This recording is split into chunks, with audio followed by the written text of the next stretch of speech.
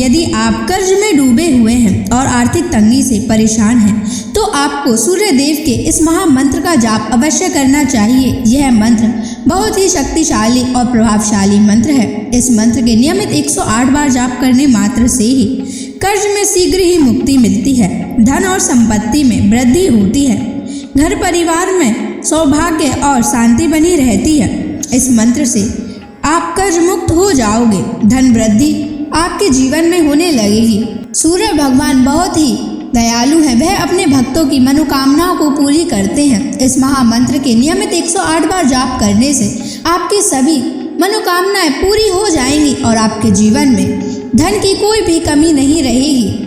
आप अपने जीवन में उन्नति प्राप्त करेंगे, आपको हमेशा सफलता ही प्राप्त होगी। इसलिए प्यारे भक्तों, इस मंत्र को साधारण समझने की गलती बिल्कुल भी ना करें। यह मंत्र बहुत ही प्रभावशाली मंत्र है। इस मंत्र का प्रभाव तुरंत ही दिखाई देने लगता है। अगर आप सच्ची श्रद्धा के साथ इस मंत्र का नियमित 108 बार जाप करेंगे तो आपका जीवन खुशियों से भर जाएगा और आपके जीवन में कभी भी धन की कमी नहीं आएगी। इसलिए प्यारे भक्तों, इस मंत्र का नियमित 108 बार जाप करें और पूरी श्रद्धा के साथ करें।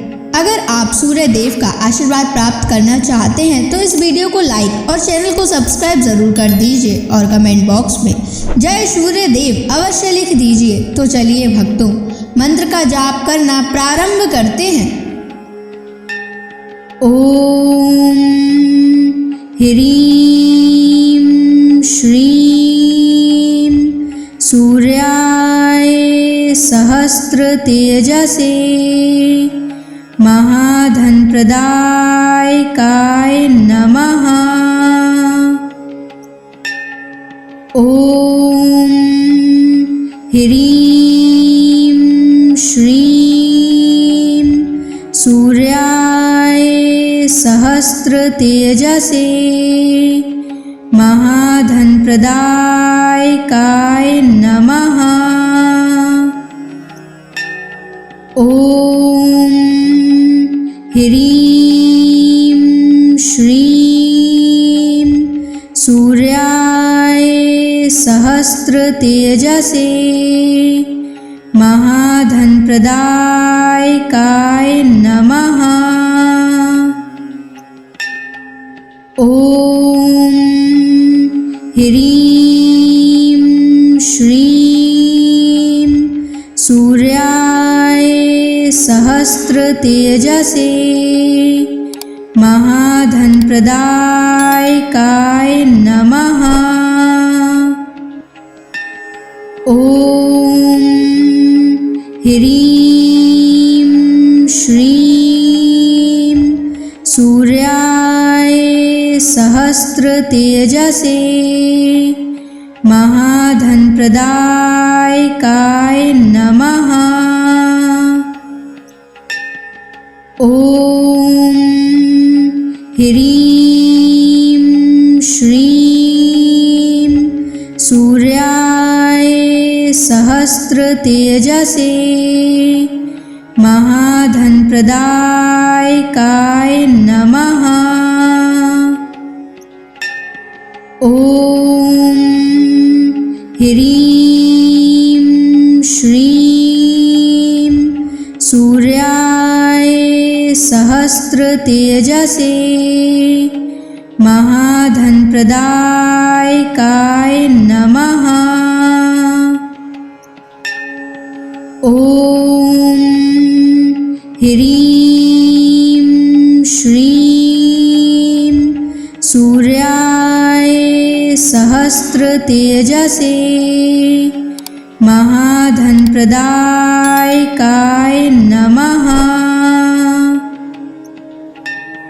ओम ह्रीं श्रीं सूर्याय सहस्र तेजसे महाधन प्रदायकाय नमः। ओम ह्रीं श्रीं सूर्याय सहस्र तेजसे महाधनप्रदायकाय नमः। ॐ ह्रीं श्रीं सूर्याय सहस्रतेजसे महाधनप्रदायकाय नमः। ॐ ह्रीं श्रीं सूर्याय सहस्रतेजसे महाधनप्रदायकाय नमः। ॐ ह्रीं श्रीं सूर्याय सहस्रतेजसे महाधनप्रदायकाय नमः। ॐ ह्रीं श्रीं सूर्याय सहस्रतेजसे महाधनप्रदायकाय नमः। ॐ ह्रीं श्रीं सूर्याय सहस्रतेजसे महाधनप्रदायकाय नमः। ॐ ह्रीं श्रीं सूर्याय सहस्रतेजसे महाधनप्रदायकाय नमः। ॐ ह्रीं श्रीं सूर्याय सहस्रतेजसे महाधनप्रदायकाय नमः। ॐ ह्रीं श्रीं सूर्याय सहस्रतेजसे महाधनप्रदायकाय नमः। ॐ ह्रीं श्रीं सूर्याय सहस्रतेजसे महाधनप्रदायकाय नमः। ॐ ह्रीं श्रीं सूर्याय सहस्रतेजसे महाधनप्रदायकाय नमः। ॐ ह्रीं श्रीं सूर्याय सहस्रतेजसे महाधनप्रदायकाय नमः। ॐ ह्रीं श्रीं सूर्याय सहस्रतेजसे महाधनप्रदायकाय नमः। ॐ ह्रीं श्रीं सूर्याय सहस्रतेजसे महाधनप्रदायकाय नमः। ॐ ह्रीं श्रीं सूर्याय सहस्रतेजसे महाधनप्रदायकाय नमः। ॐ ह्रीं श्रीं सूर्याय सहस्रतेजसे महाधनप्रदायकाय नमः। ॐ ह्रीं श्रीं सूर्याय सहस्रतेजसे महाधनप्रदायकाय नमः। ॐ ह्रीं श्रीं सूर्याय सहस्रतेजसे महाधनप्रदायकाय नमः। ॐ ह्रीं श्रीं सूर्याय सहस्रतेजसे महाधनप्रदायकाय नमः। ॐ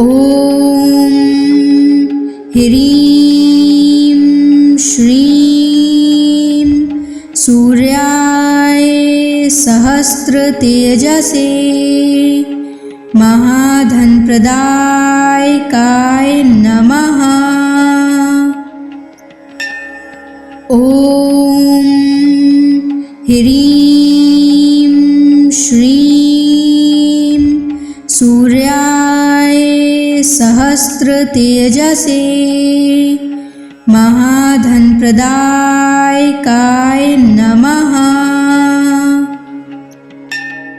ॐ ह्रीं श्रीं सूर्याय सहस्रतेजसे महाधनप्रदायकाय नमः। ॐ ह्रीं श्रीं सूर्याय सहस्रतेजसे महाधनप्रदायकाय नमः। ॐ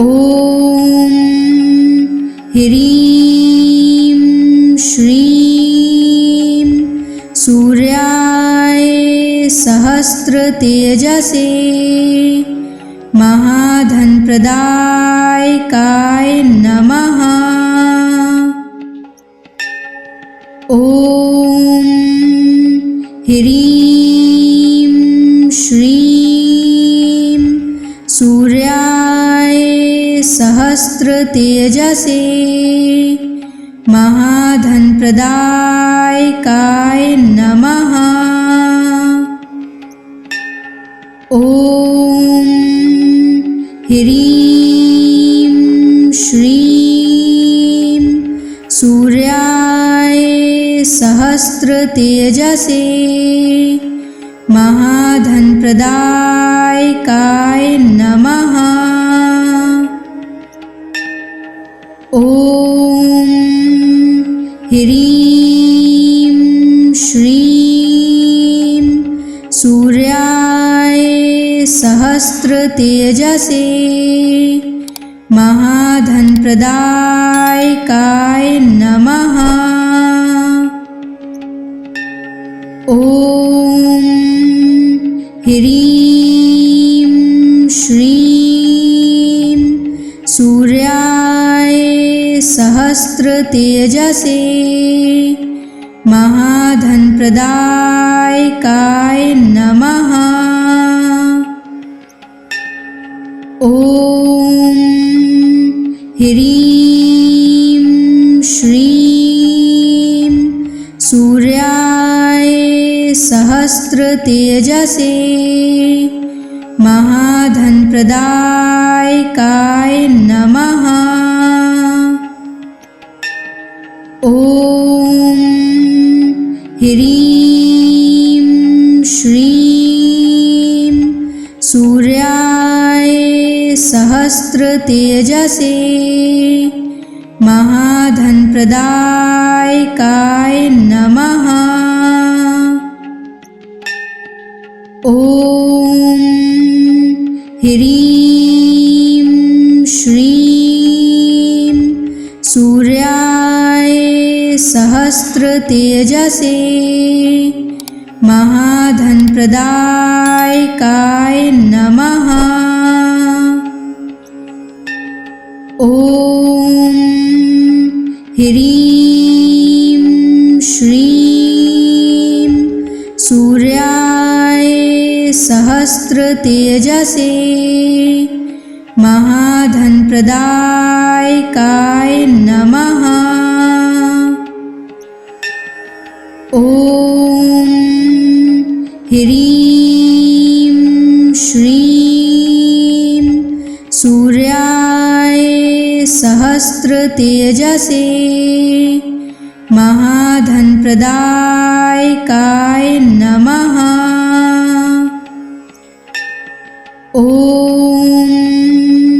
ह्रीं श्रीं सूर्याय सहस्त्रतेजसे महाधनप्रदायकाय नमः। ॐ ह्रीं श्रीं सूर्याय सहस्त्रतेजसे महाधनप्रदायकाय नमः। ॐ ह्रीं श्रीं सूर्याय सहस्त्रतेजसे महाधनप्रदायकाय नमः। ॐ ह्रीं श्रीं सूर्याय सहस्त्रतेजसे महाधनप्रदायकाय नमः। ॐ ह्रीं श्रीं सूर्याय सहस्त्रतेजसे महाधनप्रदायकाय नमः। ॐ ह्रीं श्रीं सूर्याय सहस्त्रतेजसे महाधनप्रदायकाय नमः। ॐ ह्रीं श्रीं सूर्याय सहस्त्रतेजसे महाधनप्रदायकाय नमः। ॐ ह्रीं श्रीं सूर्याय सहस्त्रतेजसे महाधनप्रदायकाय नमः। ॐ ह्रीं श्रीं सूर्याय सहस्त्रतेजसे महाधनप्रदायकाय नमः। ॐ ह्रीं श्रीं सूर्याय सहस्त्रतेजसे महाधनप्रदायकाय नमः। ॐ ह्रीं श्रीं सूर्याय सहस्त्रतेजसे महाधनप्रदायकाय नमः।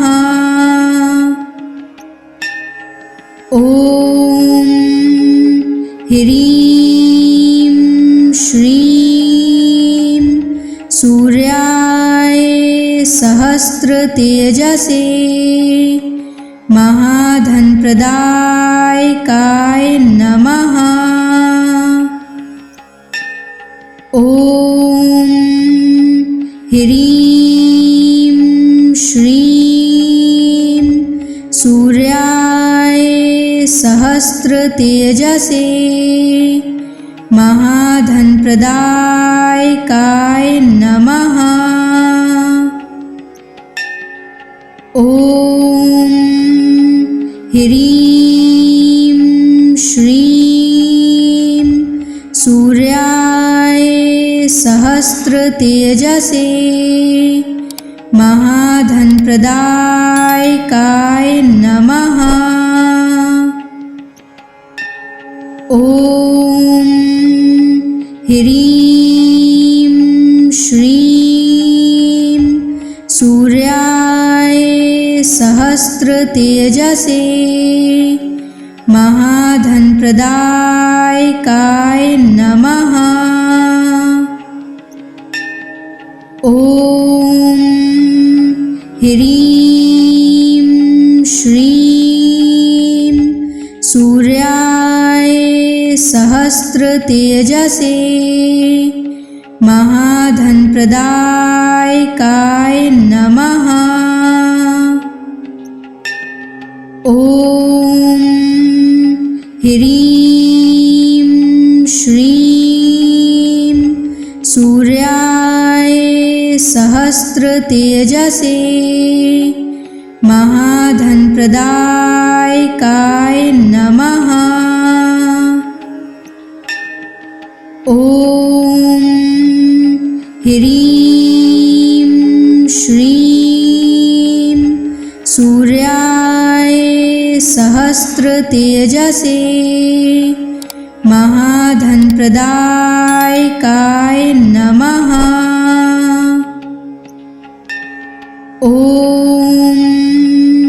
ह्रीं श्रीं सूर्याय सहस्रतेजसे महाधनप्रदायकाय नमः। ॐ ह्रीं श्रीं सूर्याय सहस्रतेजसे महाधनप्रदायकाय नमः। ॐ ह्रीं श्रीं सूर्याय सहस्रतेजसे महाधनप्रदायकाय नमः। ॐ ह्रीं श्रीं सूर्याय सहस्रतेजसे महाधनप्रदायकाय नमः। ॐ ह्रीं श्रीं सूर्याय सहस्रतेजसे महाधनप्रदायकाय नमः। ॐ ह्रीं श्रीं सूर्याय सहस्रतेजसे महाधनप्रदायकाय नमः। ॐ ह्रीं श्रीं सूर्याय सहस्रतेजसे महाधनप्रदायकाय नमः। ॐ ह्रीं श्रीं सूर्याय सहस्रतेजसे महाधनप्रदायकाय नमः। ॐ ह्रीं श्रीं सूर्याय सहस्रतेजसे महाधनप्रदायकाय नमः। ॐ ह्रीं श्रीं सूर्याय सहस्रतेजसे महाधनप्रदायकाय नमः। ॐ ह्रीं श्रीं सूर्याय सहस्रतेजसे महाधनप्रदायकाय नमः। ॐ ह्रीं श्रीं सूर्याय सहस्रतेजसे महाधनप्रदायकाय नमः। ॐ ह्रीं श्रीं सूर्याय सहस्रतेजसे महाधनप्रदायकाय नमः। ॐ ह्रीं श्रीं सूर्याय सहस्रतेजसे महाधनप्रदायकाय नमः। ॐ ह्रीं श्रीं सूर्याय सहस्रतेजसे महाधनप्रदायकाय नमः। ॐ ह्रीं श्रीं सूर्याय सहस्रतेजसे महाधनप्रदायकाय नमः। ॐ ह्रीं श्रीं सूर्याय सहस्रतेजसे महाधनप्रदायकाय नमः। ॐ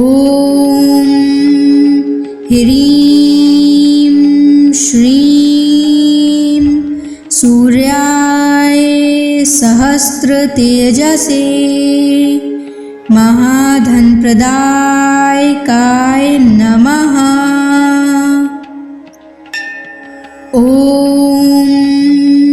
ह्रीं श्रीं सूर्याय सहस्रतेजसे महाधनप्रदायकाय नमः। ॐ ह्रीं श्रीं सूर्याय सहस्रतेजसे महाधनप्रदायकाय नमः।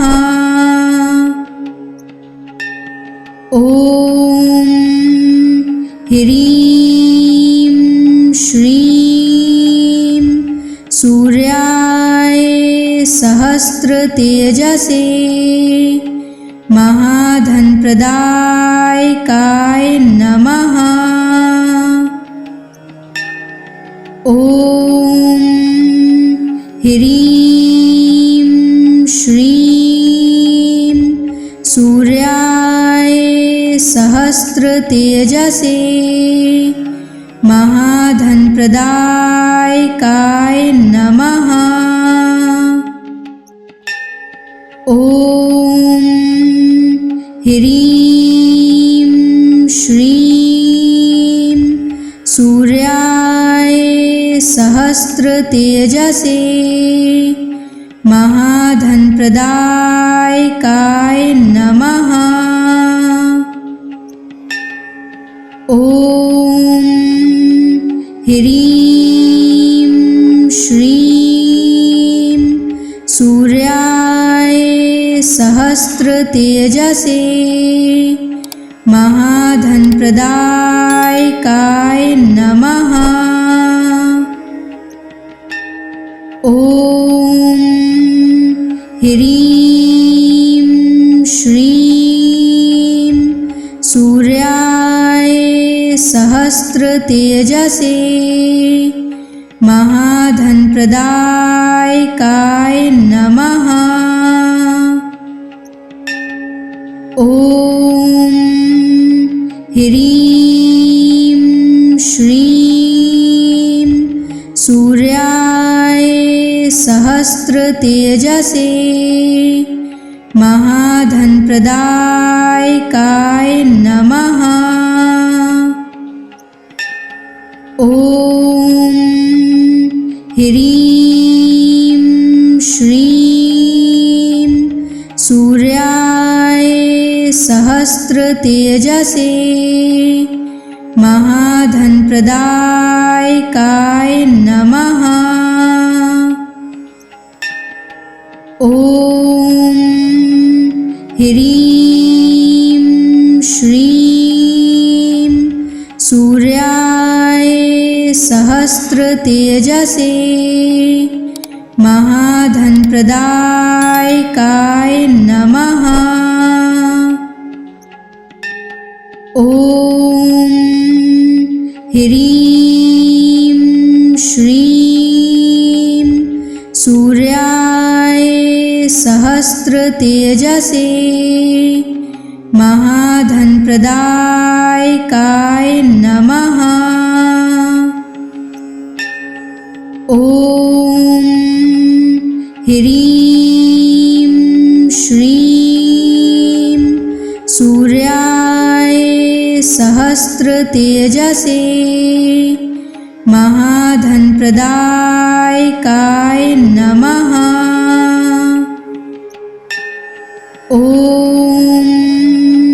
ह्रीं श्रीं सूर्याय सहस्रतेजसे महाधनप्रदायकाय नमः। ॐ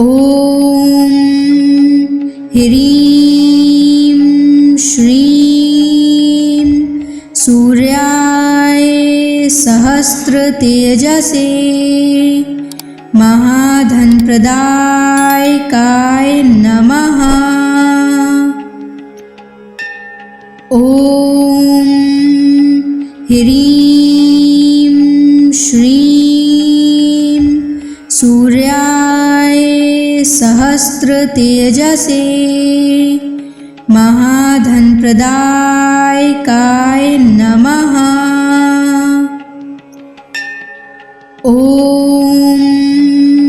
ह्रीं श्रीं सूर्याय सहस्रतेजसे महाधनप्रदायकाय नमः। ॐ ह्रीं श्रीं सूर्याय सहस्रतेजसे महाधनप्रदायकाय नमः। ॐ ह्रीं श्रीं सूर्याय सहस्रतेजसे महाधनप्रदायकाय नमः। ॐ ह्रीं श्रीं सूर्याय सहस्रतेजसे महाधनप्रदायकाय नमः। ॐ ह्रीं श्रीं सूर्याय सहस्रतेजसे महाधनप्रदायकाय नमः। ॐ ह्रीं श्रीं सूर्याय सहस्रतेजसे महाधनप्रदायकाय नमः। ॐ ह्रीं श्रीं सूर्याय सहस्रतेजसे महाधनप्रदायकाय नमः। ॐ ह्रीं श्रीं सूर्याय सहस्रतेजसे महाधनप्रदायकाय नमः। ॐ ह्रीं श्रीं सूर्याय सहस्रतेजसे महाधनप्रदायकाय नमः। ॐ ह्रीं श्रीं सूर्याय सहस्रतेजसे महाधनप्रदायकाय नमः। ॐ ह्रीं श्रीं सूर्याय सहस्रतेजसे महाधनप्रदायकाय नमः। ॐ ह्रीं श्रीं सूर्याय सहस्रतेजसे महाधनप्रदायकाय नमः। ॐ ह्रीं श्रीं सूर्याय सहस्रतेजसे महाधनप्रदायकाय नमः। ॐ ह्रीं श्रीं सूर्याय सहस्रतेजसे महाधनप्रदायकाय नमः। ॐ ह्रीं श्रीं सूर्याय सहस्रतेजसे महाधनप्रदायकाय नमः। ॐ